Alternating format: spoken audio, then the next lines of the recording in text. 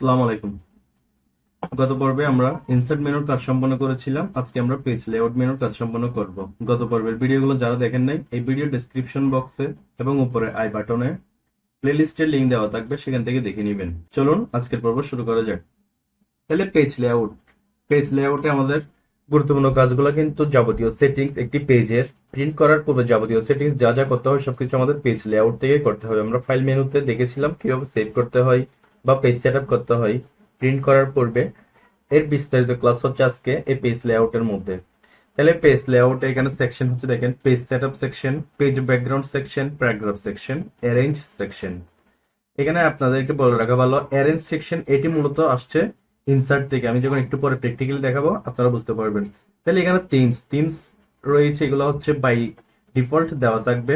এগুলো আমাদের প্রয়োজনে, দেখেন আমার লেখাগুলো কিন্তু চেঞ্জ হচ্ছে বাই ডিফল্ট। এগুলো আমরা হোম মেনুতে দেখেছিলাম কিভাবে টেক্সট চেঞ্জ করব, বোল্ড করবো, ইটালিক করবো, সাইজ ঠিক করবো এগুলা। তাহলে এগুলা ডাইরেক্টলি না করে এখান থেকে কোনো একটি রেডিমেড টেমপ্লেট থেকে করার জন্য এগুলোর কাজ। তাহলে ফন্ট, আমি যদি ফন্টের উপর নিয়ে যাই, দেখেন চেঞ্জ হচ্ছে। এরপরে কালার্স আমাদের কোনো প্রয়োজন নেই, আমি ডাইরেক্টলি কাজে চলে যাই পেজ সেটআপ। তাহলে পেজ সেটআপ প্রথমে রয়েছে মার্জিনস এর মধ্যে যখন আমি ক্লিক করবো, দেখেন এখানে লেখা রয়েছে নরমাল। তাহলে আমার পেজটির মার্জিন যদি নরমাল থাকা অবস্থায়, টপ হচ্ছে 1 ইঞ্চি বাদ, নিচে 1 ইঞ্চি বাদ, লেফট 1 ইঞ্চি বাদ, রাইট 1 ইঞ্চি বাদ। তাহলে বাদ কোনগুলো বোঝাচ্ছে? আমি যদি পেজে মুভ করে, দেখেন এই যে উপরে এই অংশটি লিখার উপরে 1 ইঞ্চি বাদ, এদিকে ডানে বাদ, বামে বাদ। অর্থাৎ আমার একটি বক্স আকারে যেটি রয়েছে থেকে যাবতীয় যা কিছু লিখতে হবে আমার ডকুমেন্টে সবগুলো বক্সের মধ্যে লিখতে হবে, বক্সের বাইরে লিখতে পারবো না। এটাকেই বোঝাচ্ছে মার্জিন। তাহলে মার্জিনস নর্মালে না রেখে আমি যদি একটু ন্যারো করে দিই, ন্যারোতে করলে আমার সাইজ কততে যাবে? দেখেন 0.5, বটম 0.5, লেফট 0.5, রাইট 0.5। এটিতে ক্লিক করলে দেখেন আমার যে সাইজটি রয়েছে সেটা আরেকটু বড় হয়ে গিয়েছে, অর্থাৎ আমি আগের চেয়ে বেশি লিখতে পারবো পেজের মধ্যে। এরপর মডারেট বলতে এখানে দেখেন 1 ইঞ্চি 1 ইঞ্চি, 0.75 মূলত এই কাজটি হচ্ছে যে আমি একটি ডকুমেন্টস তৈরি করার সময় আমার উপরে কতটুকু বাদ দিব, নিচে কতটুকু বাদ দিব, ডানে কতটুকু বাদ, বামে কতটুকু বাদ, সেটি সিলেকশন করা। এখানে যাবতীয় আমরা নর্মালে করে থাকি, কিন্তু সাজেশন থাকলে আপনারা আপনাদের প্রয়োজন মতো করবেন। প্রয়োজন করার জন্য মার্জিনস থেকে এই যে কাস্টম মার্জিনস এখানে ক্লিক করব। তাহলে এখানে যাওয়ার পর এখানে দেখতে পাচ্ছেন প্রথমে রয়েছে মার্জিনস, এরপরে পেপার, এরপরে লেআউট, এখানে যা যা রয়েছে। আবার যদি আমি একটু মুভ করে, দেখেন মার্জিনস, ওরিয়েন্টেশন, সাইজ, এই তিনটার কাজ কিন্তু আমরা এই যে পেজ সেটআপ এই ডায়লগ বক্সের মধ্যে পেয়ে যাব। যেটি আমি অন করি না কেন আমার সেম কাজগুলো সেখানে চলে আসবে। তাহলে মার্জিনসে ক্লিক করে যখন আমি কাস্টম মার্জিনসে ক্লিক করব, পেজ সেটআপ ডায়লগ বক্স চলে এসেছে। এরপর এখানে মার্জিন, তাহলে আপনারা পেজে লক্ষ্য করবেন এই যে প্রিভিউর মধ্যে লক্ষ্য করবেন টপ, এখানে টপ রয়েছে 0.5। আমি যদি এটাকে 1.5 করে দিই, 1.5, বটমও করে দিব 1.5। এরপরে এদিকে লেফটে থাক 1, রাইটে থাকলো 1। এখন যদি আমি ওকে ক্লিক করি, আমার চেঞ্জেসটা দেখেন, এটি কিন্তু এখন আমার কাস্টম মার্জিনস, অর্থাৎ আমি তাদের কোনো টেমপ্লেট ইউজ করছি না, আমি নিজে আমার মার্জিনস ঠিক করে রেখেছি। তাহলে আমার এই উপরের অংশে কিন্তু আমি লিখতে পারবো না, কারণ আমি এই অংশটি বাদ দিয়ে দিয়েছি 1.5 ইঞ্চি। আবার মার্জিনসে যাই, কাস্টম মার্জিনস, ডায়লগ বক্স আসার পর এখানে দেখেন গাটার। তাহলে এই গাটারের অপশনটা কি? গাটার অনেক গুরুত্বপূর্ণ একটি অপশন। আমরা অনেক সময় কাজ করার পর সেগুলা বাইন্ডিং করার প্রয়োজন পড়ে, বিশেষ করে বইয়ের ক্ষেত্রে, নোটস তৈরি করার ক্ষেত্রে বা কোনো লেকচার শিট তৈরি করার ক্ষেত্রে। তখন আমাদের খাতা বা পেজগুলো সেলাই করার প্রয়োজন পড়ে। সেলাই করার যখন এতটুকুতে রেখে যখন আমি প্রিন্ট পর সেলাই করব, দেখবো আমার কিছুটা অংশ জায়গা করে নিবে সেলাইয়ের কাজে। তাইলে আমার পেজ থেকে হয়তোবা লেখার বাদ পড়ে যেতে পারে। তাই আমি আগে থেকে যদি বাইন্ডিং করা বা সেলাই করার মন মানসিকতা রেখে কাজ করি, তাইলে কাজটি সুন্দরভাবে সফল হবে। তাইলে এই যে গাটারের এখন যদি এখানে প্রিভিউতে ক্লিক করবেন, গাটার হচ্ছে 0। আমি যদি এখানে 0.5 করে দিই, তাহলে দেখতে পাচ্ছেন আমার এখানে একটি কালো বর্ডার চলে এসেছে। আমি যদি এটাকে আরেকটু বড় করে আপনাদেরকে বোঝার স্বার্থে 2 ইঞ্চি করে দিই, তাহলে দেখেন এখানে কিন্তু গাটার তৈরি হচ্ছে। অর্থাৎ এখন আমি যদি ওকেতে ক্লিক করি, এখানে পেজে দেখাচ্ছে আমার অনেক বড় জায়গা বাদ গিয়েছে, কিন্তু অনেক বড় জায়গা বাদ যায় নাই। এখানে আমার ডান পাশে যতটুকু জায়গা বাদ গিয়েছে বাম পাশে ততটুকু থাকবে।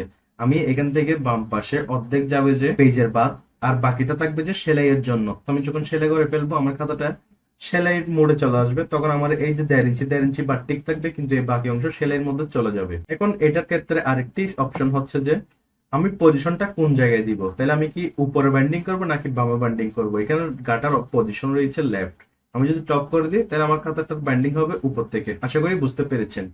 এরপর রয়েছে ওরিয়েন্টেশন। ওরিয়েন্টেশনের কাজ হচ্ছে আমার পেজটিকে আমি সোজাসুজি রাখবো নাকি ল্যান্ডস্কেপে রেখে কাজ করব, অর্থাৎ পোর্ট্রেট মোড, ল্যান্ডস্কেপ মোড। পোর্ট্রেটে থাকা অবস্থা হচ্ছে আমার মোড এটি। এখন যদি আমি ল্যান্ডস্কেপ করে দিই, এই যে ল্যান্ডস্কেপ দেখেন আর এভাবে হয়ে যাবে আমার পেজটি। তাহলে আমার পেজটি এখন ল্যান্ডস্কেপ আকারে প্রিন্ট হবে এইভাবেই। তারপর যদি আমি যাই পেপার, পেপারের কাজ কি? পেপারের কাজ আমরা যখন প্রিন্ট সেকশন দেখেছিলাম ফাইল মেনুতে তখন আলোচনা করেছি, আমি আবার আলোচনা করি। পেপার সাইজ হচ্ছে যে আমি যেই কাজটি করব সেটি কোন পেপারে প্রিন্ট করব সেটি সাইজ নির্ধারণ করে দেওয়া। অর্থাৎ আমার প্রিন্টারের জন্য আমার কাগজ যদি হাতে থাকে A4 সাইজ, লিগেল সাইজ বা লেটার সাইজ, আমার থেকে সেম সাইজে কাজ করতে হবে। গুরুত্বপূর্ণ বিষয় হচ্ছে যে আমি যে কাগজে প্রিন্ট করব সেই কাগজটি নির্ধারণ করে দিতে হবে। তাহলে আমরা এখানে জেনারেলি করে থাকি A4 সাইজ। A4 সাইজের আপনার একটা নির্দিষ্ট সাইজ রয়েছে যেটা দেখতে পাচ্ছেন 11.69, হাইট হচ্ছে যে 8.27। তাহলে এতটুকুতে রেখে আমি এখানে মার্জিনস গাটার 0 করে দিই, কারণ আমার গাটারের প্রয়োজন নাই, আপনাদের দেখার সাথে দেখিয়েছিলাম। এগুলা 1 ইঞ্চি 1 ইঞ্চি করে দিই বাই ডিফল্ট, ওকেতে ক্লিক করি। তাহলে দেখেন আমার লেখাগুলো পূর্বের অবস্থায় চলে এসেছে, কিন্তু আমার পেজ সেটিংসটি আমি ওই যে পোর্ট্রেট ঠিক করিনি। তাহলে মার্জিনসে গিয়ে কাস্টম মার্জিনস, এরপর এখান থেকে পোর্ট্রেট। তাহলে আমার লেখাটা স্বাভাবিক হয়ে গিয়েছে, দেখতে পাচ্ছেন। এখন মার্জিন সেকশন শেষ, এরপর রয়েছে ওরিয়েন্টেশন। তাহলে ওরিয়েন্টেশন কাজ আমরা মাত্র দেখলাম, ক্লিক করলে পোর্ট্রেট, ল্যান্ডস্কেপ, সাইজ, এই যে পেপার সাইজ মাত্র যেটি দেখেছি। এরপর রয়েছে কলামস। তাহলে কলামসের কাজ কি? কলামসের কাজ হচ্ছে যে একের অধিক কলামস নিয়ে কাজ করা। কলামস বলতে উপর দিকে নিচের দিকে নেমে আসা ঘরগুলো বোঝাচ্ছে। আমি যদি আপনাদেরকে এক্সাম্পল দিই, এমসিকিউ যেভাবে তৈরি করা হয় সেটি মাইক্রোসফট ওয়ার্ডে করা হয় এবং কলামস প্রোগ্রামের মাধ্যমে করা হয়। আমি যদি আপনাদেরকে প্র্যাকটিক্যাল করে দেখাই, দেখেন এখানে আমি এখন কলামস দিব 2 কলামস। তাহলে 2 কলামস দেওয়ার পর আমার এই কলামে ডাটা চলে এসেছে, পাশে আরেকটি কলাম চলে এসেছে। এবং এখানে শিকার একটি বিষয় হচ্ছে যে দেখেন আমি কিন্তু এই কলাম সম্পূর্ণ লেখা শেষ করলেই আমার ডান পাশের কলামে যেতে পারছি, নাইলে আমার থেকে যেতে পারছি না। তাহলে ডাইরেক্টলি কিভাবে যাই আমরা একটু পরে দেখছি। তাহলে আমি ম্যানুয়ালি করে দেখাই। মনে করেন আমার এই কলামের মধ্যে আমি যদি কাজগুলো সম্পূর্ণ করি, দেখেন অটো ভাবে যাচ্ছে, কিন্তু আমি যখনই এই কলামে থাকা অবস্থায় এই কলামে যেতে চাচ্ছি তাহলে আমি যেতে পারছি না। তাহলে আমার কলামের কাজ হচ্ছে একের অধিক কলামস নেওয়া।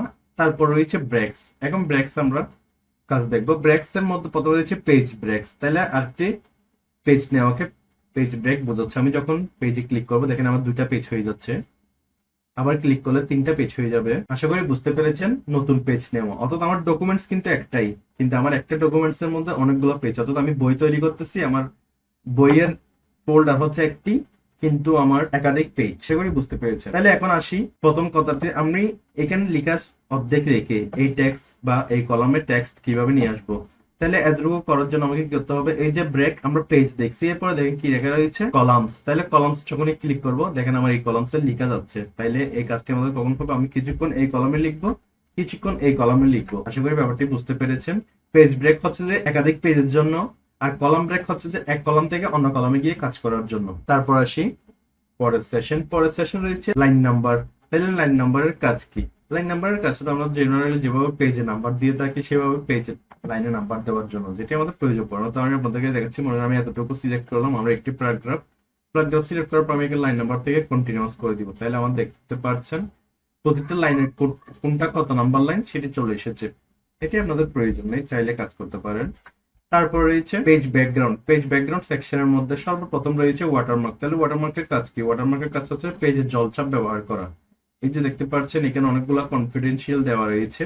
আমি যদি কাস্টম ইউজ করতে চাই তাহলে কাস্টম ওয়াটারমার্কে যাওয়ার পর এখানে ওয়াটারমার্ক চাইলে আপনি পিকচার দিতে পারবেন বা টেক্সট ওয়াটারমার্কও দিতে পারবেন। তাহলে এখানে পিকচারে গিয়ে সিলেক্ট পিকচার, যেকোনো একটি ছবি যখন দিয়ে দিবেন আপনি ছবিটি সেখানে চলে আসবে। আমি টেক্সট দিয়ে দেখাচ্ছি, টেক্সট ওয়াটারমার্ক। আপনার এখানে ল্যাঙ্গুয়েজ ফন্ট সিলেক্ট করে দিতে পারবেন। মনে করেন একটা ফন্ট দিয়ে দিই, এটা দিয়ে দিলাম, এরপর একটি লিখলাম। তাহলে কালার দেওয়া যাবে, সাইজ দেওয়া যাবে। এরপর এখান থেকে অ্যাপ্লাইতে ক্লিক করলে পেজে কিন্তু ওয়াটারমার্ক চলে এসেছে, আপনারা দেখতে পাচ্ছেন। এই যে এটি ওয়াটারমার্ক। তাহলে নিজের ওয়াটারমার্ক ইউজ করার জন্য ওয়াটারমার্কের কাজ। ওয়াটারমার্ক কিভাবে রিমুভ করব? সেম ওয়াটারমার্কে যাব, রিমুভ ওয়াটারমার্ক। ওয়াটারমার্ক কিন্তু চলে গিয়েছে। এরপর রয়েছে পেজ বর্ডার্স। পেজ বর্ডার্স এর আগে রয়েছে পেজ কালার্স। তাহলে পেজ কালার্স এর কাজ কি? পেজ কালার্স এর কাজ হচ্ছে জাস্ট দেখার জন্য করা। জাস্ট দেখার জন্য বলতে কি বলছে, আমি যদি এখানে একটা দেখেন কালার দিয়ে দিই, এই যে কালার আমার লেখা লাগতেছে, এখন আমি এই কালারে রেখে কাজ করতেছি, কিন্তু আমি যখন প্রিন্টে যাব কালারটি কিন্তু আমার আসবে না। অর্থাৎ এটি জাস্ট ডিজাইন আকারে কাজ করার জন্য। এটি মূলত কখন প্রয়োজন হবে আমি আপনাদেরকে বলি। আমি পেজ কালার্সে গেলাম, কি করবো? আমি এই জায়গা থেকে ব্ল্যাক করে দিব, ব্ল্যাক করে কাজ করব। তাহলে আমার সুবিধা হচ্ছে যে কি, এই যে একটি আলো রয়েছে ব্রাইটনেস, তাহলে ব্রাইটনেসটি কম থাকে, আমার চোখের সমস্যা করবে না। কাজ করার সময় আমি চাইলে এই কালার ইউজ করতে পারবো। আশা করি বুঝতে পেরেছেন। এরপর রয়েছে পেজ বর্ডার্স। তাহলে পেজ বর্ডার্স এর কাজ কি? পেজ বর্ডার্স এর কাজ হচ্ছে পেজে একটি বর্ডার দেওয়া। তাহলে পেজ বর্ডারে যাওয়া অবস্থায় আমি যদি এখানে বর্ডার পেজ বর্ডার্স এ ক্লিক করে দেখেন বক্স, এখান থেকে বক্স দিব। আপনার ছেলে বক্সের কালার দিতে পারবেন, তারপরে উইডথ দিতে পারবেন, পাশে কত মোটা হবে। এরপরে চাইলে এখান থেকে আপনি আর্টও ইউজ করতে পারবেন। আমি যদি আপনাদেরকে একটি আর্ট দিয়ে দেখাই, এখানে একটি ডিজাইন নিলাম, এই ডিজাইনটি ওকেতে ক্লিক করলাম, দেখতে পাচ্ছেন। যদি প্রিন্টে যাই দেখেন আমার পেজে কিন্তু একটি সুন্দর বর্ডার চলে এসেছে। মূলত যখন একটি সার্টিফিকেটের ফরম্যাট করতে বলবে বা প্যাডের ফরম্যাট করতে বলবে তখন আপনাদের থেকে এই কাজটিও আসবে। আমরা অ্যাডভান্স ক্লাসে কিভাবে এগুলো নিয়ে বিস্তারিত কাজ করবো সেগুলো দেখবো। তাহলে আমি আবার পেজ বর্ডার্স এ গেলাম। এখানে পেজ বর্ডার্স এর মধ্যে আবার রয়েছে বর্ডার্স। তাহলে বর্ডার্স এর কাজ কি? এই বর্ডার্স এর কাজ হচ্ছে যে আমার কোনো টেক্সট বা প্যারাগ্রাফে বর্ডার দেওয়া, অর্থাৎ আমি এই প্যারাগ্রাফটা সিলেক্ট করলাম, সিলেক্ট করার অবস্থায় পেজ বর্ডার্স এ গেলাম, এখান থেকে বর্ডার্স যাওয়ার পরে বক্স, এখান থেকে আমি যদি কালারটা চেঞ্জ করে এই কালার করে দিই, ওকে। এখন দেখতে পাচ্ছেন আমার পেজ বর্ডারও দিলাম, আবার টেক্সট বর্ডারও দিলাম। আশা করি বুঝতে পেরেছেন। আপনার এগুলো সবগুলো একটা একটা করে দেখবেন, তাহলে বিষয়গুলো আরো বিস্তারিত ক্লিয়ার হয়ে যাবেন। তাহলে রিমুভ করার জন্য আপনারা এখানে নান করে দিবেন। আমি বর্ডার্স নান করে দিচ্ছি, ওকেতে ক্লিক করলে আমার বর্ডার গুলো চলে গিয়েছে। আশা করি বুঝতে পেরেছেন। তারপর রয়েছে প্যারাগ্রাফ। তাহলে প্যারাগ্রাফের কাজ কিন্তু আমরা হোম মেনুতে দেখেছিলাম। এই যে দেখেন প্যারাগ্রাফ, এখান থেকে আমি আপনাদেরকে ইন্ডেন্টের কাজ বলেছিলাম। ইন্ডেন্টের কাজ আজকে বিস্তারিত দেখবো। তাহলে পেজ লেআউটে আসার পর ইন্ডেন্ট এখানে খেয়াল করবেন 0% রয়েছে। আমি যখনই ইন্ডেন্ট একটি প্যারাগ্রাফ থাকা অবস্থায় ইন্ডেন্ট বাড়াই দিব, তাহলে আমার প্যারাগ্রাফ কিন্তু ডান পাশে বাম পাশে নাড়াচাড়া করছে। তাহলে কাজ হচ্ছে যে একটি পেজের মধ্যে লেখা বিভিন্ন স্টাইলে বিভিন্ন পয়েন্টস থেকে শুরু বা শেষ করার জন্য ইন্ডেন্টের কাজ। এরপরে স্পেসিং। স্পেসিং 10 ফিট থাকে। স্পেসিং বলতে কোনটা বোঝাচ্ছে? এই দেখেন মাঝখানে এই যেটি স্পেস দেখাচ্ছে এই প্যারাগ্রাফের মাঝখানে সেই স্পেসটিকে বোঝাচ্ছে। আমি যদি স্পেসটি বাড়ি দিকে 10 ফিট আছে দেখেন আমার স্পেস কিন্তু বেড়ে যাচ্ছে। তাহলে আপনারা এগুলো সবগুলো ধরে করবেন। আমার সাজেশন থাকলো সবকিছু শেখার জন্য আপনাদেরকে অবশ্যই মাস্ট প্র্যাকটিস করতে হবে। তাইলে এরপর রয়েছে অ্যারেঞ্জ। অ্যারেঞ্জের কাজ হচ্ছে যে আপনাদেরকে আগেও বলেছি আমরা ইনসার্ট মেনু যেটি দেখেছিলাম সেটি। তাহলে ইনসার্ট মেনুতে আমরা কি করলাম, পিকচারে যখন ক্লিক করতাম একটি পিকচার নিয়ে আসতাম। তাহলে পিকচার নিয়ে আসার পরে এখানে দেখতে পারবেন এই যে অ্যারেঞ্জ চলে এসেছে। তাইলে অ্যারেঞ্জের কাজ কিন্তু আমি পেজ লেআউট থেকেও করতে পারবো। তাইলে অ্যারেঞ্জের কাজকে আমি পেজে যখন একটি ছবি নিব দেখেন আমার লেখাগুলো এলোমেলো হয়ে গিয়েছে। তাহলে পজিশন থাকবে, আমার একটি পজিশন দিব একটি ছবি নেওয়ার পরে। এরপরে র‍্যাপ টেক্সট এর মধ্যে আমরা এখান থেকে আপনারা দেখে দেখবেন স্কয়ার টেক্সট হলে আমার মাঝখানে ছবি থাকবে, চারপাশে লিখে থাকবে টাইপ। তারপর আছে যে in front of text behind text. তাহলে আমরা ইন ফ্রন্ট অফ টেক্সট করে দিব। তাহলে আমি টেক্সটটিকে এখন নাড়াচাড়া করতে পারবো। তাহলে দেখেন আমি টেক্সট এখানে থাকা অবস্থায় যখন এটাকে ইন ফ্রন্ট অফ টেক্সট করে দিব, এখন চাইলে আমি ছবিকে বড় ছোট করতে পারবো এবং নাড়াচাড়া করতে পারবো। আশা করি আপনারা ব্যাপারটি বুঝতে পেরেছেন। এরপর রয়েছে ব্রিং ফরওয়ার্ড এন্ড ব্যাকওয়ার্ড। এগুলো সবগুলো রয়েছে ফরম্যাট টুলস বারের কাজ। অর্থাৎ আমি ইনসার্টে গিয়ে যখন কোন একটি ক্লিপ নিয়ে আসি তাহলে আমার ফরম্যাট টুলস বার একটি ওপেন হয়ে যায়। আমি যদি আপনাদেরকে এখান থেকে একটি শেপ নিয়ে দেখাই তাহলে দেখেন আমার ফরম্যাট টুলস ওপেন হয়ে গিয়েছে। তাহলে আমাদের এখানে পেজ লেআউটের এই যে বিস্তারিত কাজগুলো অ্যারেঞ্জের আমরা যখন ফরম্যাট টুলবারে যাব একবারে ক্লাস শেষে তখন বিস্তারিত জানতে পারবেন। আজকের ক্লাস এতটুকু ছিল। আশা করি বুঝতে পেরেছেন। ধন্যবাদ সবাইকে।